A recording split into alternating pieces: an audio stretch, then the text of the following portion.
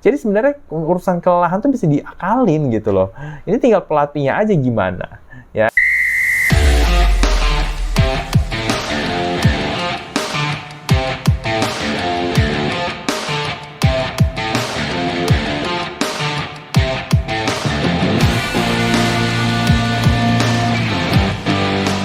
Yo guys, ketemu lagi sama gue Audi Ramantio di channel Audi Bal, Audi Diskusi Bola Abal-Abal. Oke, kita akan bahas mengenai format baru Liga Champions. Ya, sebenarnya ini topik yang udah lama dibahas ya, awal musim. Dan terus diperdebatkan. Tapi di sini gue mau ngomongin soal keuntungan format baru Liga Champions untuk klub-klub partisipannya. Ya, jadi kan Liga Champions udah masuk ke 16 besar nih, ya kan? Gue kan nggak akan bahas hasil-hasilnya ya, karena biasanya pertandingan yang pertama itu kurang seru, ya.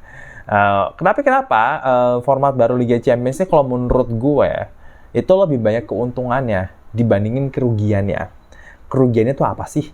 Paling jadwalnya tambah banyak, pemain rentan cedera, kelelahan. Tapi sebenarnya itu bisa diakalin gitu kan. Itu mah bisa diakalin. Itu tinggal gimana pelatihnya aja lebih cerdas meramu timnya. Itu bisa diakalin gitu kan. Tapi secara keuntungan itu jauh lebih banyak ya.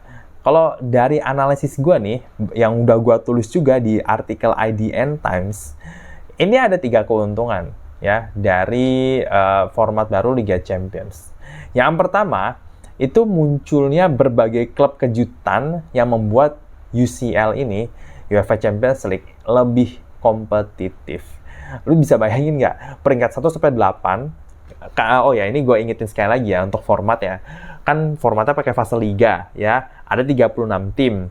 Nomor 1 sampai 8 lolos langsung ke 16 besar. Nomor 9 sampai 24 harus melalui playoff ke 16 besar ya. Playoff-nya ini 2 leg. Nah, di saat nomor 1 sampai 8, lu bayangin nggak tuh? Ada Lille, ada Aston Villa. Itu Aston Villa kan udah lama banget ya nggak main di Liga Champions. Bahkan mungkin pertama kali main di Champions League dengan formatnya Champions League dulu, mungkin dia mainnya di Piala Champions. Lille yang nggak diperhitungkan sama sekali, itu finish di peringkat 7 sama 8 mereka berdua loh. Dan lolos langsung ke 16 besar. Terus udah gitu ada juga klub-klub yang antah berantah gitu, kayak misalkan Stade Brestois ya, atau disingkat dengan Brest. Habis itu ada lagi klub Brugge ya, Feyenoord, PSV Eindhoven ya, klub-klub kejutan yang menggugurkan banyak klub-klub besar gitu kan. Kayak misalkan itu tadi tuh, Aston Villa, Lille. Lille itu menang loh lawan Real Madrid sama Atletico Madrid 1-0. Mereka bisa menang loh. Satu lawan Real Madrid di kandang dia, satunya lagi di kandangnya Atletico Madrid. Aston Villa juga dalam perjalanannya ke 16 besar, dia ngalahin Bayern Munchen 1-0 di kandangnya dia. Terus udah gitu buat klub Brugge, dia nyingkirin juara Europa League Atalanta. Karena secara materi pemain kan Atalanta pasti lebih unggul dong, ya kan? Tapi dia bisa menang sama Atalanta. Belum lagi Feyenoord sama PSV Eindhoven yang nyingkirin AC Milan sama Juventus. Brestois yang pertama kali banget itu, Brest itu pertama kali banget loh main di kompetisi antar klub Eropa. Even Europa League, Conference League aja nggak pernah. Ini pertama kali langsung ke Champions League dan lolos sampai babak playoff. Bahkan klub-klub besar kayak Real Madrid, Paris Saint-Germain, Manchester City, Bayern Munchen, itu mereka harus pontang-panting loh, hanya sekedar buat lolos ke playoff. Ke playoff loh, bukan 16 besar secara langsung. Jadi dengan adanya format baru, format liga ini, di mana nggak ada yang fase grup yang lawannya sama, itu justru membuat Champions League jauh lebih kompetitif dan nggak bisa diprediksi. Karena lawannya pasti beda-beda. Dari setiap satu pertandingan itu beda. Yang satu lawannya A dan mainnya di home, terus gitu lawannya B selanjutnya dan mainnya away. Jadi nggak ada home away di fase liga. Home away dengan tim yang sama maksudnya ya, gitu. Ini jauh lebih kompetitif dan lebih adil ya untuk klub-klub ya yang lebih kecil gitu kan. Misalkan ya itu tadi Lille, Aston Villa, Brest. Belum lagi klub-klub debutan gitu kan, kayak misalkan Girona, Bologna, Slovan Bratislava, Sturm Graz. Itu kan namanya kan antah berantah gitu kan semuanya kan, maksudnya kan kayak nggak pernah ada di Champions League. Nah, akhirnya mereka bisa ikut ke Champions League. Bolonya itu kan finish di peringkat 5 dengan Serie A yang punya koefisien tinggi, ya mereka berhak untuk ngirim 5 klub. Jadi si Bolonya tetap dapat jatah. Nah itu ya kan keuntungan dari format baru Champions League ya. Banyak tim-tim kejutan dan mungkin lebih merata aja untuk seluruh klub Eropa. Jadi bukan Champions League tuh nggak eksklusif hanya untuk klub besar, tapi klub-klub lain juga punya kesempatan main di Champions League. Kemudian yang kedua, yaitu tadi kesempatan yang lebih terbuka untuk klub-klub yang lebih kecil. Karena formatnya tuh liga dan ada 36 tim. Terus begitu setiap pertandingan kan beda ya. Lawan-lawannya kan pasti beda. Home sama away-nya juga beda. Tentunya mereka yang klub-klub yang lebih kecil ini punya kesempatan untuk compete gitu. Karena mereka nggak yang, lu bayangin aja nih waktu pas Champions League kapan ya? 2019-20 kayaknya ya. Itu dalam satu grup ada Inter Milan, Barcelona, habis itu Tottenham Tottenham mungkin. Lupa gua. Ya Tottenham kayaknya sama Sparta Praha. Itu kan yang perwakilan Sparta Praha pas lagi drawing kan ketawa-ketawa kan ya, kayak aduh gila ya gue masuk grup neraka nih. Jadi nggak ada lagi tuh istilah grup-grup neraka tuh, udah nggak ada lagi ya. Jadi bayangin aja Sparta Praha harus ngadepin Inter Milan, Barcelona sama Tottenham sepanjang fase grup itu. Kalau misalkan di fase liga ini ya bisa aja Sparta Praha lawannya Inter Milan, selanjutnya lawannya apa? Misalkan Sturm Graz gitu. Lawannya selanjutnya apa? Klub Brugge. Jadi punya kesempatan untuk compete gitu, punya kesempatan untuk berkompetisi, nggak yang dia cuma jadi bulan-bulanan tim besar aja. Karena di fase liga musim pertama pakai fase liga ini itu udah membuktikan bahwa ya klub-klub yang lebih kecil atau yang nggak punya nama punya kesempatan untuk berkompetisi dengan klub yang lebih besar gitu. Ini tentunya akan mendatangkan, nah ini nih yang keuntungan paling besar adalah pendapatan klub dari segi finansial. Itu meningkat pesat. Buat klub-klub kayak tadi tuh Slovan Bratislava, Sturm Graz, Bologna, Girona itu masuk Champions League aja mereka udah ada peningkatan pendapatan, apalagi sepanjang main. Karena di Champions League itu setiap gol, setiap hasil kemenangan, seri dan kalah itu ada uangnya semua. Ya. Ini secara rinci aja ya, ini gue kasih sumbernya dari Give Me Sport. Jadi buat klub yang lolos ke fase Liga UCL itu dapat pendapatannya 15,7 juta pound sterling atau 327 miliar rupiah. Nah, pemenang per pertandingan akan menerima 1,8 juta pound sterling atau 37,5 miliar rupiah. Jadi setiap kali menang itu dapat 1,8 ya. Nah, hasil seri itu 590.000 pound sterling gitu. Kemudian buat klub yang finish pertama itu dapat prize money 1,7 juta pound sterling atau 35,475 miliar rupiah. Terus klub yang menempati posisi 9 sampai 16 fase liga itu dapat prize money-nya 1 juta pound sterling atau 20 miliar. Nah, tiap klub yang berlaga di 16 besar itu menerima 9,3 juta pound sterling atau 194 miliar rupiah.